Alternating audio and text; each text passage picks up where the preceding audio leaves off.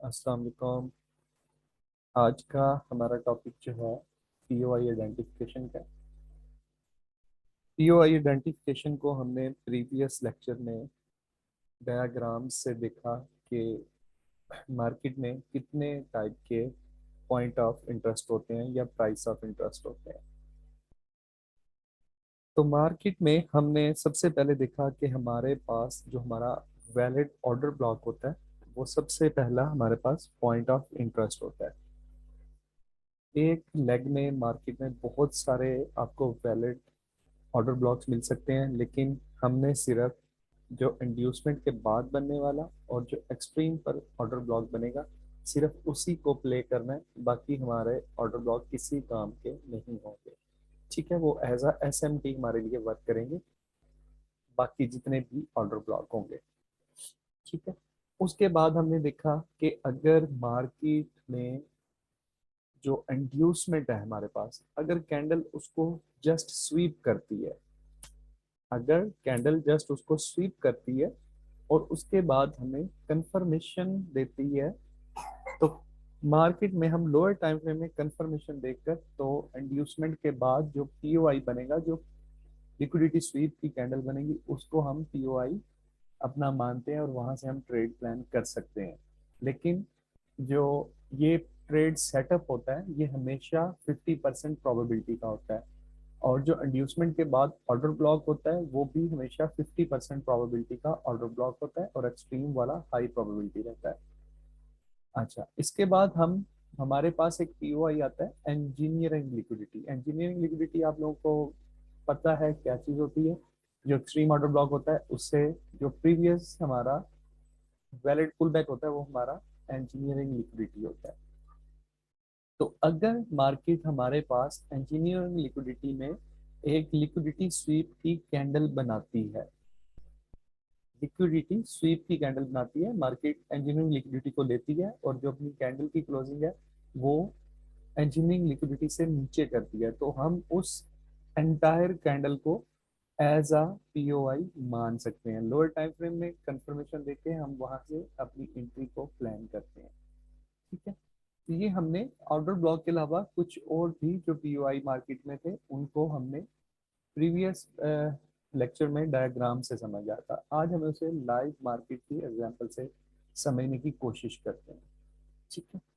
ये हमारे पास जो एग्जांपल है बेरिश मार्केट की एग्जांपल है। हम इसमें समझने की कोशिश करते हैं किस तरह हम मार्केट में अपने पीओआई पर काम कर सकते हैं। ये हमारे पास एक वैलिड लो अवेलेबल है। ठीक है। मार्केट यहाँ से ऊपर की तरफ मूव करती है। ठीक है, ये एक हाई बनाती है, उसके बाद मार्केट नीचे की तरफ आती हुई इस लो को ब्रेक कर देती है। मार्केट में ब्रेकआउट स्ट्रक्चर हो जाता है। जैसे ही मार्केट में हमारे पास ब्रेकआउट स्ट्रक्चर हुआ तो हमने क्या करने होते हैं, दो काम हमें अच्छी तरह पता है। हमें हमारे पास सबसे पहले हाई को मार्क कर लेना है कि हमारे पास वैलिड हाई हमारा फाइंड हो गया। ठीक है। उसके बाद हमने देखना है हमारी एंड्यूसमेंट कहाँ पर है, तो हमें मिल गया ये हमारी एंड्यूसमेंट है। ठीक है। एंड्यूसमेंट से पहले जो हमने पढ़ा हुआ है, जो हमारे पास ऑर्डर ब्लॉक होता है, जो वैलिड ऑर्डर ब्लॉक होता है, वो एज अ एसएमटी हमारे लिए काम करता है। एसएमटी का मतलब होता है स्मार्ट मनी ट्रैप। मार्केट वहां से आपको इंड्यूस करती है सेलिंग के लिए या बाइंग के लिए, मतलब आपको एंट्री लेने के लिए वहां से इंड्यूस करती है। ठीक है।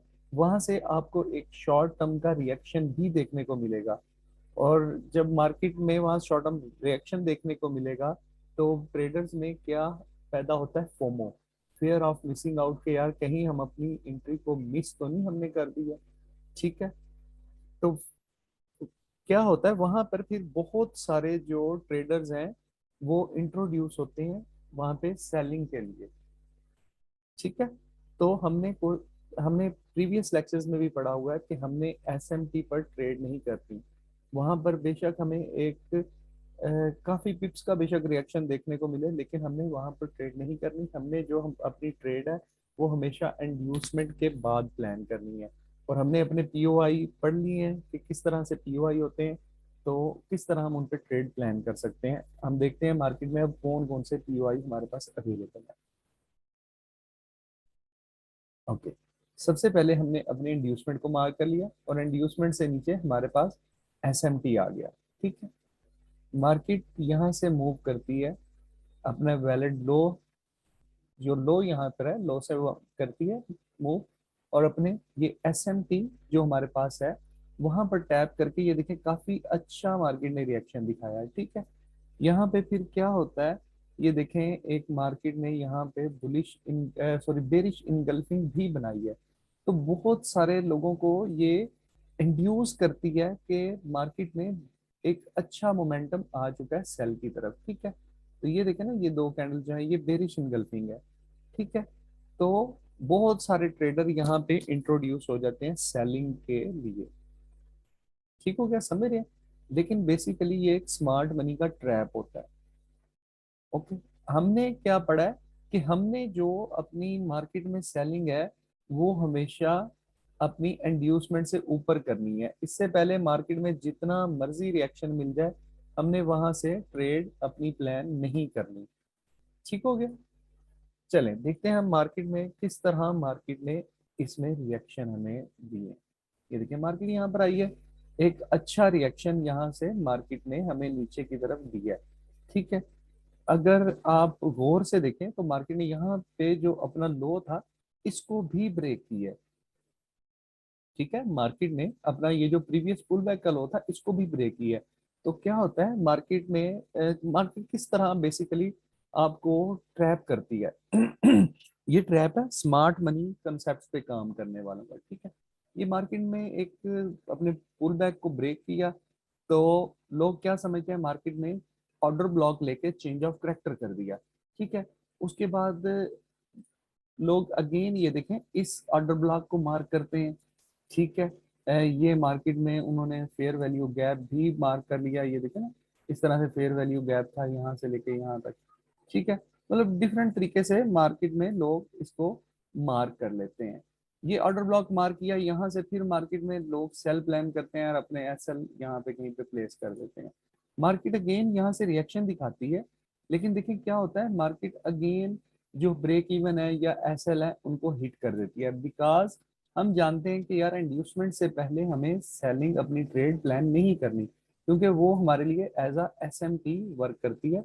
तो इसलिए याद रखिएगा कि अगर कभी आपको इंड्यूसमेंट से पहले एक अच्छी मूव देखने को भी मिल जाए तो आपने उसमें परेशान नहीं होना। क्यों? हमने अपने लॉजिक्स की तरफ चलना है, हमने अपने लॉजिक पे वर्क करना है, उसके अलावा हमने ट्रेड नहीं लेनी। अगर कहीं से मार्केट आपके लॉज एक ये बात जहन में रखिएगा, बहुत सारे मैंने फेसबुक पे भी क्वेश्चन देखे हैं कि सर यहाँ पे मार्केट ना एफवीजी में इंटर हुई है, ना यहाँ पे ऑर्डर ब्लॉक में इंटर हुई है, ना यहाँ पे कुछ और सीन है, मार्केट फिर भी मूव कर गई है। ठीक है, समटाइम्स देखें मार्केट में कभी न्यूज की वजह से भी मोमेंटम आ जाता है। ठीक है, तो मार्केट बिफोर अपने ऑर्डर ब्लॉक्स के मूव कर जाती है।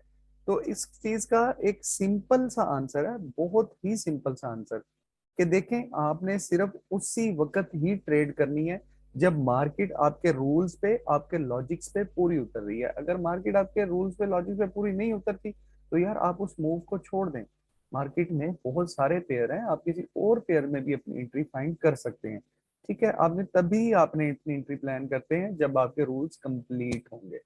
ठीक हो गया, तो इस चीज का मैंने आपको सिंपल सा आंसर बता दिया। अच्छा, अब हमने करना है पीओआई अपना फाइंड। सही है, अब देखें सबसे पहले हमारे पास पीओआई क्या बना, हमने पढ़ा था अगर मार्केट में एक लिक्विडिटी स्वीप की कैंडल बन जाती है इंड्यूसमेंट के ऊपर तो वो हमारा एज अ पीओआई वर्क करती है। ठीक है, यहाँ पर देखिएगा ये क्या हुआ, ये मार्केट में एक लिक्विडिटी स्वीप की कैंडल बन गई यहाँ पर। ठीक है, तो हमने क्या पढ़ा कि हम उस पूरी कैंडल को लिक्विडिटी स्वीप वाली को एज अ पीओआई मान सकते हैं। ठीक है, एज अ पीओआई सॉरी, उस पूरी कैंडल को हम एज अ पीओआई मानेंगे और उस पर हम ट्रेड को प्लान कर सकते हैं। अगर उसकी विक बड़ी है तो हम जस्ट विक को ही मार्क कर सकते हैं। जैसे इस केस में देखें, ये देखें ये पूरी कैंडल की यहाँ तक विक है, इससे नीचे एक छोटी सी आपको एक कैंडल नजर आ रही है, कैंडल की बॉडी, और बाकी इसमें ये टोटल मार्केट ने एक विक बनाई है। तो हम यहाँ पे क्या करेंगे, हम क्योंकि विक बॉडी से काफी बड़ी है तो हम सिर्फ जो इस कैंडल की विक है उसको एज अ पीओआई कंसीडर कर लेते हैं।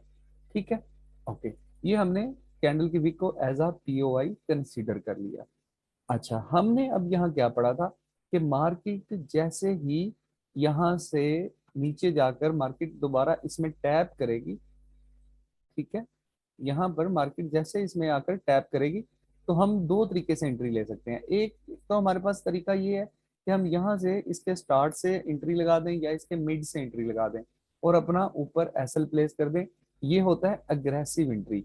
इसमें आपके पास सिर्फ एक ही कंफर्मेशन होती है कि आपको सिर्फ एक पीओआई आपका मिला है और इसके अलावा आपके पास कोई कंफर्मेशन नहीं है। ठीक है, तो ये अग्रेसिव एंट्री होती है, इसमें आपके एसएल हिट होने के चांसेस ज्यादा होते हैं क्योंकि आपके पास सिर्फ एक कंफर्मेशन है। ठीक है, उसके बाद दूसरा हमने कल पढ़ा था कि जब मार्केट यहाँ पे हमारे पीओआई में इंटर हुई है हमने लोअर टाइम फ्रेम में शिफ्ट कर लेना है। फॉर एग्जांपल ये जो अब मैं ये मूव मार्क कर रहा हूँ ये लोअर टाइम फ्रेम की है। मार्केट लोअर टाइम फ्रेम में इस तरह से यहाँ पे इंटर हो रही है। ठीक है, ये मार्केट अपनी मूव्स को पुल बैक्स को बनाती हुई जा रही है। ठीक है, हमने क्या देखना है, लोअर टाइम फ्रेम में मार्केट अपने प्रीवियस स्लो को नीचे की तरफ ब्रेक करे, चेंज ऑफ करेक्टर करे, ठीक है, और यहाँ पे ऊपर कोई अपना ऑर्डर ब्लॉक बने तो फिर हम इस ऑर्डर ब्लॉक से अपनी सेल की एंट्री प्लान करेंगे और यहाँ से हम अपना जो टारगेट है वो प्रीवियस लो को करेंगे। ठीक है, ये दो तरीकेकार हैं इस पीओआई पे काम करने के लिए। ठीक हो गया। अच्छा, चलें हम इसमें जस्ट अगर अभी हमने एंट्री मॉड्यूल्स नहीं पढ़े, हम जस्ट इसमें देखते हैं कि हमने एक सिर्फ जो अग्रेसिव का हमें पता है, हमने यहाँ पे पीओआई अपना मार्क किया और हमने यहाँ पे अग्रेसिव एंट्री ले ली इस पॉइंट पे।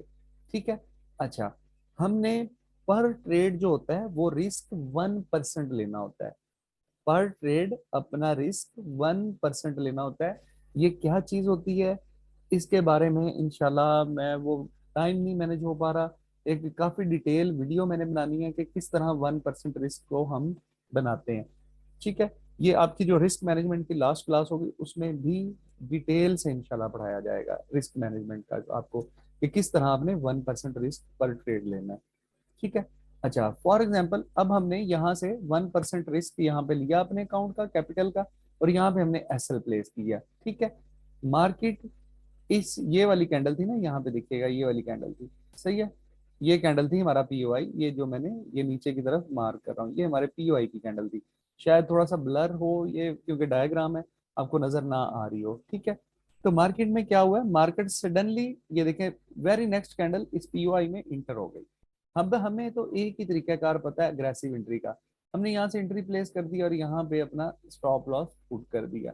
ठीक है, अब मार्केट ने यहाँ से देखें मार्केट यहाँ तक गई है और यहाँ मार्केट ने काफी अच्छा खासा मूव किया है। ठीक है, अब कुछ लोग तो यहाँ पे वेट करेंगे कि अपने एसएल के साथ ही वेट करेंगे कि मार्केट यहाँ तक टैप कर जाए। ठीक है, लेकिन बहुत सारे लोग यहाँ पे जब एक अच्छी खासी मूव बन जाती है, जब एक बेरिश कैंडल हमें मोमेंटम वाली मार्केट में नजर आ जाती है तो वहां पे ब्रेक इवन अपनी ट्रेड को कर लिया जाता है। चलें हम अभी ब्रेक इवन की भी बात नहीं करते, हमने 1% रिस्क लिया हुआ है।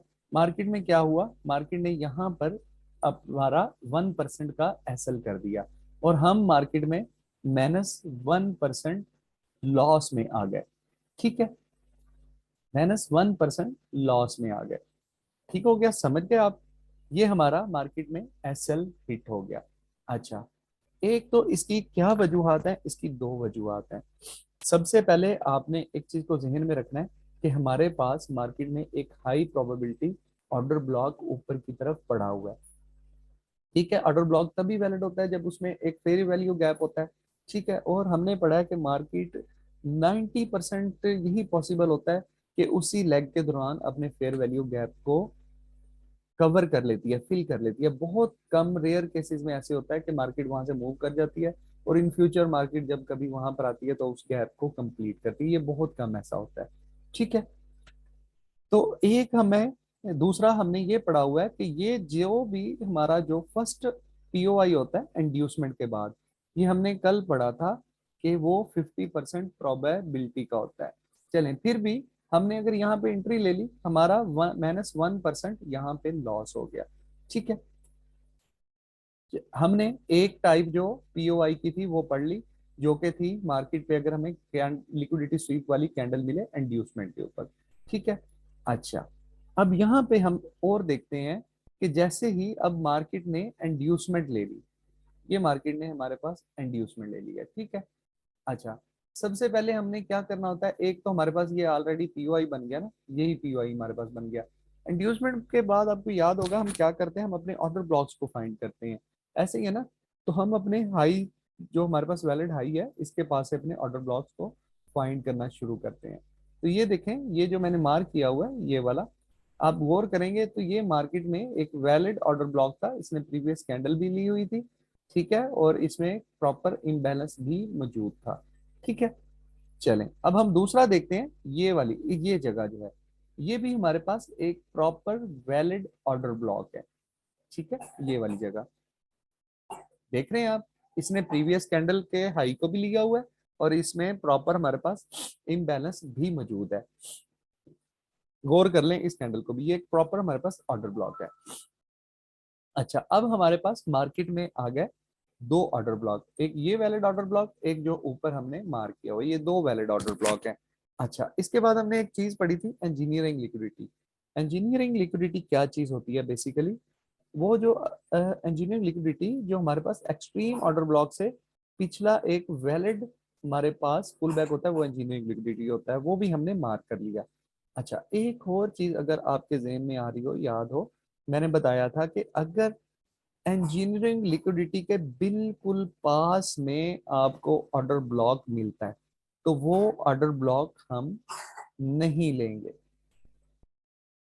बिकॉज बिल्कुल आप देखें ना कि यार ये एक लिक्विडिटी है ना, ये लिक्विडिटी है इंजीनियरिंग लिक्विडिटी, ये इंटरनल लिक्विडिटी है। याद आया, वो इंटरनल लिक्विडिटी पढ़ा था कि जो भी एक वैलिड हाई और लो के दरमियान में हमारे जितने पुल बैक होते हैं वो हमारे इंटरनल लिक्विडिटी होते हैं। याद आया आपको? तो ये बेसिकली लिक्विडिटी है। तो यार हम यहाँ पे ऑर्डर ब्लॉक को कैसे ले सकते हैं, जब हमें पता है कि यार मार्केट ने इस लिक्विडिटी को ग्रैब करना है।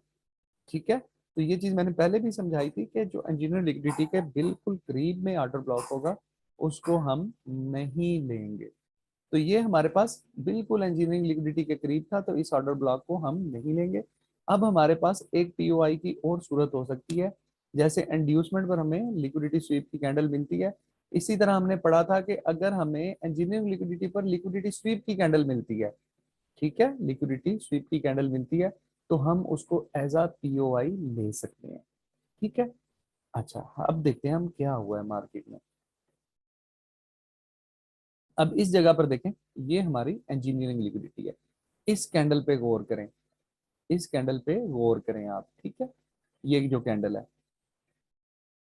देख रहे हैं, ये कैंडल इसने क्या किया, ऊपर लिक्विडिटी स्वीप की इंजीनियरिंग लिक्विडिटी, और इसकी जो क्लोजिंग है वो इंजीनियरिंग लिक्विडिटी से इस जगह पे नीचे की तरफ हुई है। ठीक है। अब हमारे पास क्या हुआ, ये जो कंप्लीट कैंडल है, या इसकी विक हम ले सकते हैं क्योंकि विक काफी बड़ी है, इसको हम एज अ पीओआई ले सकते हैं। ठीक हो गया।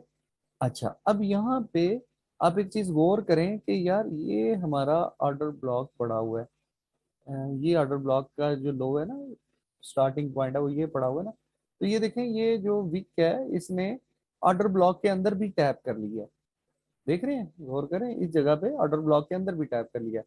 अब हमें तो फिलहाल यार एंट्री लेने का एक ही तरीका पड़ता है ना, कि हमने इस जगह से अपनी एंट्री प्लेस करनी है, इस जगह से। ठीक है। और ऑर्डर ब्लॉक से थोड़ा सा ऊपर जो एक सेफ अपना हमने एसएल रख लेना है, इस जगह से हमने एंट्री प्लान की, और हमारा जो टारगेट है, वो जो नीचे लो हमारे पास वैलिड पड़ा हुआ है, ये हमारे पास हमारा टारगेट रहेगा। ठीक हो गया। अच्छा, अब ये तो हमने ली ऑर्डर ब्लॉक की एंट्री।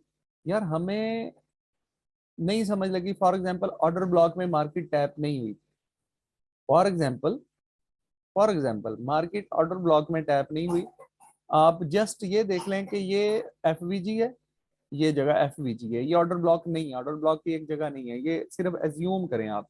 बेसिकली तो ये ऑर्डर ब्लॉक के अंदर है, लेकिन मैं आपको ये पीओआई समझाना चाह रहा हूँ, ये वाला।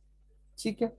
तो अब यहाँ पे आपने क्या करना है, क्योंकि हमारा इंजीनियरिंग लिक्विडिटी जो होती है वो हमारी बिल्कुल पास होती है, किसके, हमारे वैलिड ऑर्डर ब्लॉक के।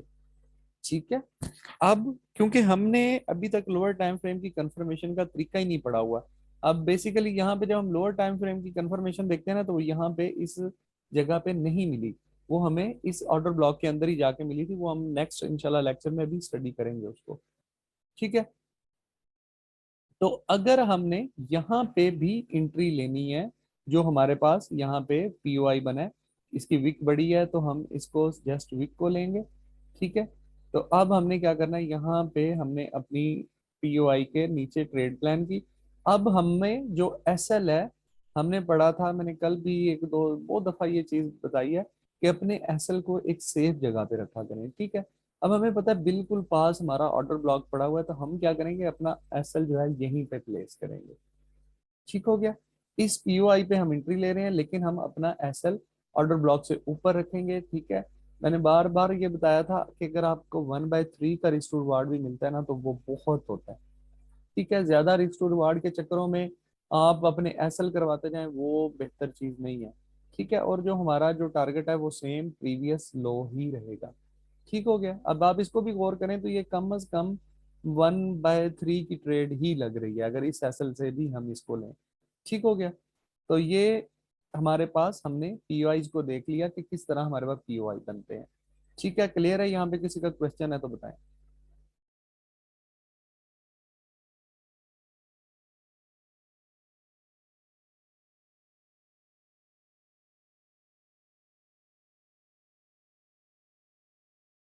अच्छा, दो दो मेरे क्वेश्चन आए हुए हैं, उनका मैं जवाब दे दूं। एक पहला क्वेश्चन था, सर लिक्विडिटी स्वीप वाला कैंडल कलर कैसे होना चाहिए। हमारे एसएमसी में ना कैंडल कलर जितना भी है ना, कोई भी चीज है, कैंडल कलर हमें मैटर नहीं करता। हमें मैटर करता है, जो हमने चीज पढ़ी हुई है, कैंडल की क्लोजिंग मैटर करती है। वो बेरिश हो बुलिश हो, हमें उससे मतलब नहीं है। कैंडल की क्लोजिंग जो है आपके वो इंड्यूसमेंट से या आपके इंजीनियरिंग लिक्विडिटी से नीचे होनी चाहिए। एक और नेक्स्ट क्वेश्चन है, सर आपने कहा था कि इंड्यूसमेंट के बाद वाला ऑर्डर ब्लॉक भी वैलिड होता है। बिल्कुल, हमारे पास दो ऑर्डर ब्लॉक वैलिड होते हैं, जो हमारा इंड्यूसमेंट के बिल्कुल बाद होता है या जो हमारा एक्सट्रीम पर होता है। ठीक है। लेकिन ये जो ऑर्डर ब्लॉक मैंने लिया, ये वैलिड ऑर्डर ब्लॉक पड़ा, ये हमने क्यों नहीं लिया? ये देखें, हमने इसलिए नहीं लिया, मैंने बताया था इस चीज का, गौर करें अगर आपको याद हो, कि हमारे पास वेरी नेक्स्ट हमारे पास एक्सट्रीम ऑर्डर ब्लॉक पड़ा हुआ है। ठीक है। तो एक्सट्रीम ऑर्डर ब्लॉक से पीछे एक यही पुल बैक है ना, तो ये पुल बैक हमारा इंजीनियरिंग लिक्विडिटी कहलाता है। तो मैंने बताया था कि इंजीनियरिंग लिक्विडिटी के बिल्कुल पास में अगर कोई ऑर्डर ब्लॉक होगा ना, तो उस ऑर्डर ब्लॉक को हम नहीं लेते, क्योंकि जस्ट अबव उसके लिक्विडिटी पड़ी हुई है। और मार्केट ने जस्ट अबव अगर लिक्विडिटी पड़ी है, तो हमें पता है मार्केट में लिक्विडिटी वो लेनी ही लेनी है। ठीक है। तो इसलिए हम इंजीनियरिंग लिक्विडिटी के बिल्कुल पास जो ऑर्डर ब्लॉक होता है उससे नहीं लेते। हाँ, अगर फॉर एग्जांपल ये हमारा इंड्यूसमेंट था ना, बिल्कुल ये यहाँ पर कोई ऑर्डर ब्लॉक पड़ा होता इस तरह से, तो वो हमारा एक वैलिड ऑर्डर ब्लॉक होता, क्योंकि वो इंजीनियरिंग लिक्विडिटी से दूर पड़ा हुआ है। ठीक हो गया।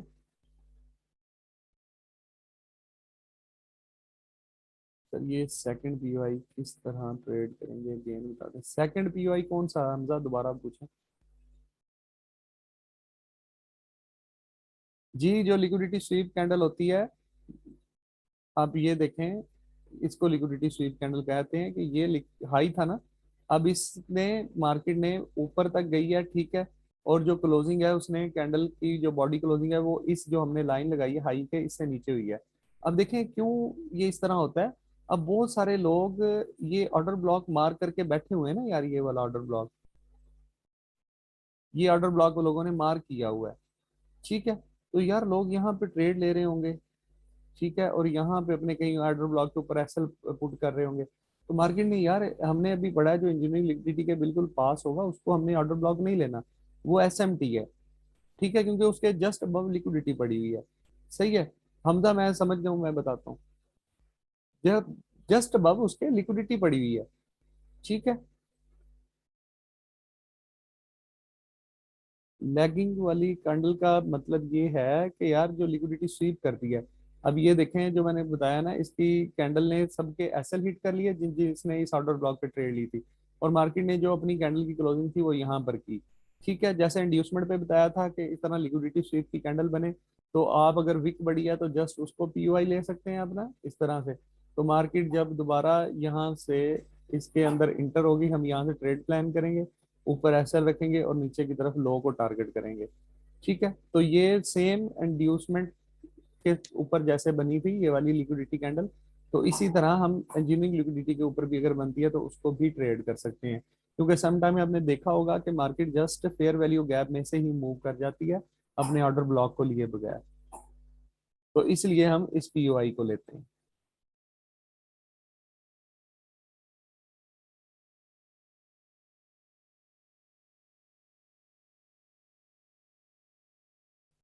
सर अगर बहुत हो जाए, कोई पुल बैक ना हो तो फिर आपने देखें, आपने कभी भी जो है ना, मैंने बताया है कि कभी भी आपने जो अपनी सेलिंग और बाइंग है वो इंड्यूसमेंट के बगैर नहीं करनी।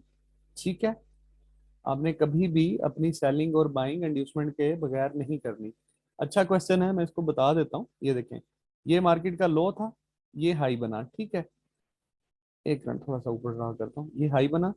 अब मार्केट ने ये देखें इस तरह से अपनी इसको ब्रेक कर दिया मार्केट में, ये देखें इस तरह कोई पुल बैक नहीं लिया मार्केट ने।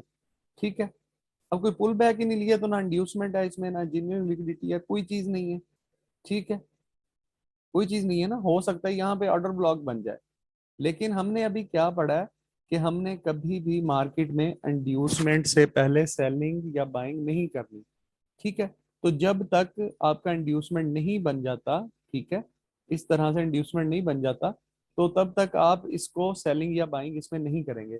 अच्छा, फॉर एग्जांपल इंड्यूसमेंट नहीं बनता, मार्केट इस ऑर्डर ब्लॉक तक टैप कर गई है। ठीक है, आपने फिर भी यहाँ पे उस वक्त तक सेलिंग या बाइंग नहीं करनी, अपने उस ऑर्डर ब्लॉक में सेलिंग नहीं करनी कि जब तक मार्केट फॉर एग्जाम्पल यहाँ पे कोई लिक्विडिटी ना ले ले। ठीक है, मार्केट को बेसिकली लिक्विडिटी चाहिए ना। अब यहाँ पे क्या हो सकता है, यहाँ पे किस तरह की कैंडल बन सकती है, मैं अच्छी तरह से ड्रा करता हूँ। यहाँ पे ये मार्केट यहाँ पे आई, आपका ये ऑर्डर ब्लॉक पड़ा हुआ है। ठीक है, यहाँ पे अब मार्केट यहाँ पे आए, यहाँ पे एक इस तरह की कोई कैंडल क्रैक बनाए जो ऊपर की तरफ एसएल्स को कलेक्ट करके, लिक्विडिटी को कलेक्ट करके अपनी जो कैंडल की बॉडी है वो नीचे की तरफ क्लोजिंग कर दे, तो हमें फिर वेट करना पड़ता है ऐसी कैंडल का। वरना मोस्ट प्रोबेबिलिटी ऐसे प्रॉबेबली ऐसा हमने देखा है कि अगर किसी मार्केट में इंड्यूसमेंट ना बने और वो बड़ा शार्पली अगेन मूव कर जाए ऊपर की तरफ, तो वहां पे बहुत ज्यादा चांसेस होते हैं कि मार्केट वहां पर चेंज ऑफ वेक्टर कर सकती है। तो आपने वेट करना है लिक्विडिटी स्वीप का, उसके बाद ही ट्रेड करनी है, लिक्विडिटी के अलावा आपने ट्रेड नहीं लेनी। अच्छा, और क्वेश्चन कोई?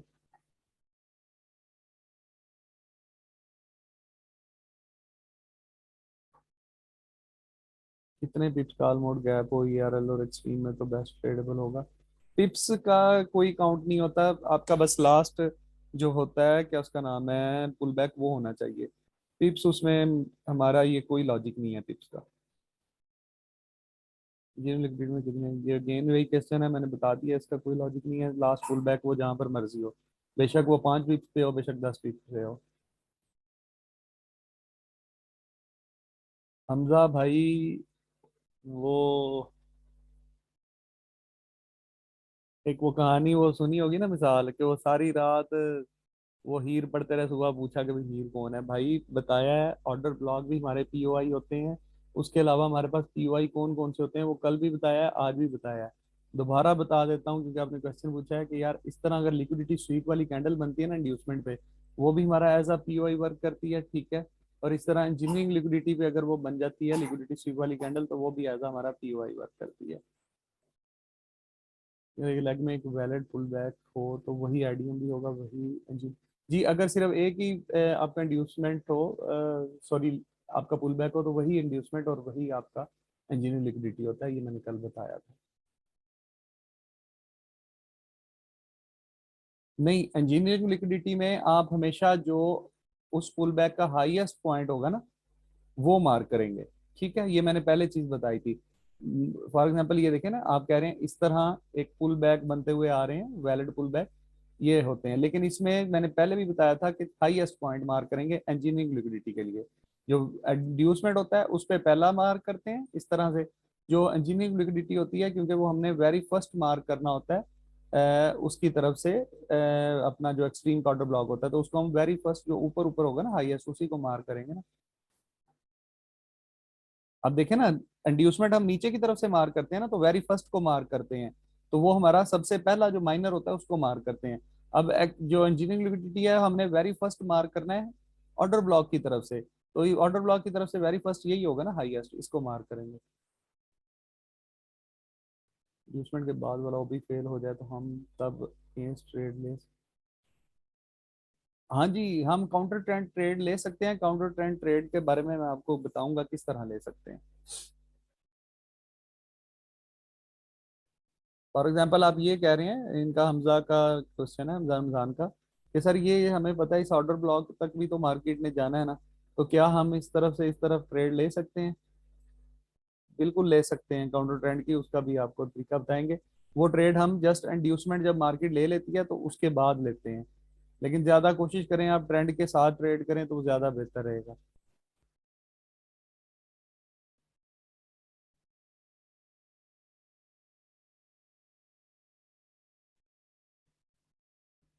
अगर कैंडल एक्सट्रीम ओबी के ऊपर क्लोज करे देन बेरिश आ जाए तो, अच्छा ऐसे होता है, ये होता है टाइम फ्रेम का ट्रैप। मानुल्लाह का क्वेश्चन है कि एक कैंडल अगर आपने H1 का किया हुआ है ना मार्क स्ट्रक्चर, ठीक है, H1 की में एक कैंडल जो है ये हमारा हाई था, इसके ऊपर क्लोज कर गई, ये मैंने बताया था आप लोगों को, ठीक है। ये सॉरी, ये इस तरह ऊपर क्लोज कर गई, हाई के लिक्विडिटी स्वीप नहीं की, कैंडल ने क्लोजिंग नीचे नहीं की, ऊपर ही कर दी, ठीक है। तो यहाँ पे इस सूरत में मैंने बताया था, और वो कह रहे हैं very next candle bearish candle इस तरह से नीचे की तरफ बन गई, ठीक है। तो इसमें मैंने बताया था कि जब आपका ऊपर की तरफ आपका जो हो गया, बेसिकली ये हम इसे चेंज ऑफ करेक्टर ही मानते हैं, लेकिन सम टाइम क्या होता है कि वेरी फर्स्ट नेक्स्ट कैंडल जो है नीचे की तरफ अपनी बेरिश को बना जाती है, ये होता है बेसिकली टाइम फ्रेम का ट्रैप। अब आप जब ये H1 का आपका स्ट्रक्चर था ना, आप H4 में जाके देखेंगे ना, तो वहां पे इसी तरह की कोई सिचुएशन बनी होगी, ये कैंडल की क्लोजिंग नीचे होगी और ऊपर जस्ट आपको विक ही नजर आएगी, ठीक है।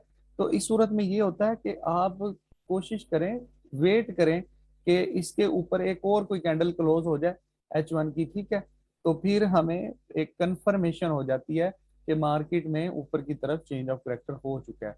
ये टाइम फ्रेम के ट्रैप से बचने के लिए यही एक तरीका इस्तेमाल किया जा सकता है कि आपको वेट करना पड़ता है कि एक या दो कैंडल कोई अच्छे मोमेंटम वाली और ऊपर की तरफ क्लोज हो जाए। अगर आप इस तरह का कभी सीन देखें कि एक कैंडल ऊपर क्लोज हुई है और वेरी नेक्स्ट कैंडल एक अच्छे मोमेंटम के साथ नीचे क्लोज हो गया, तो वहां आप समझ जाएं कि मार्केट ने टाइम फ्रेम का ट्रैप किया आपके साथ।